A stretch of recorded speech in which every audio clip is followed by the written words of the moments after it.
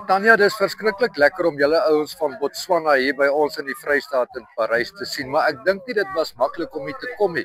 Ag, dankie oom. Hoe ver het jy gery met jou perde? Yes oom, so tussen 1400 amper 1500 om hier te wees.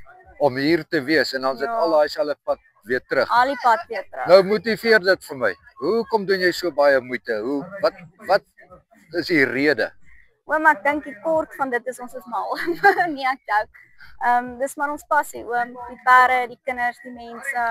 Ja. Dis vir ons lekker.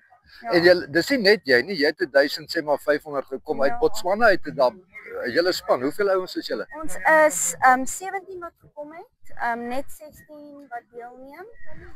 Ons het 'n span, ons top 5 wat saam met Proteas in Engeland en Zimbabwe kompeteer. Ja. Nou môre hulle laaste dag ook gaan hê en dan het ons 'n lekker sterk junior span kindertjies en dan 'n senior span en some veterans ook wat ons baie trots is oor. Yes, like Botswana presteer is 'n vol groot span. Baie vinnig met die Western Games. In Botswana homself. Dis nie net julle wat Western Games doen nie. Daar's ek neem aan in Botswana heel wat mense, maar julle het gekwalifiseer. Ja, oom, ons is net 'n handjievol. Ons is nou maar net amper 3 jaar aan die gang, 2 jaar kan jy sê semi-offisieel. En ons het ons paar judges daar opgekry, maar ons groei baie vinnig. Ek dink as ek nou nie verkeerd is nie, ons is die vinnigste equestrian sport wat gegroei het in Botswana. In Botswana. Ja. Dis pragtig. Net nog 'n vraag daaroor. Julle bly so ver uit mekaar uit.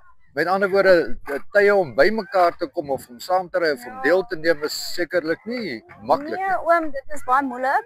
Ons noord is maar baie verder weg van die ander. Ja. Ek wil maar sê ons hoofsenter is Gansie Equestrian Center wat in Gansie is.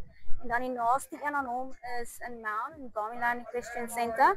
Nou hulle is, ek gaan vir hom jok, so 300 kilos uit mekaar uit, daar bietjie minder.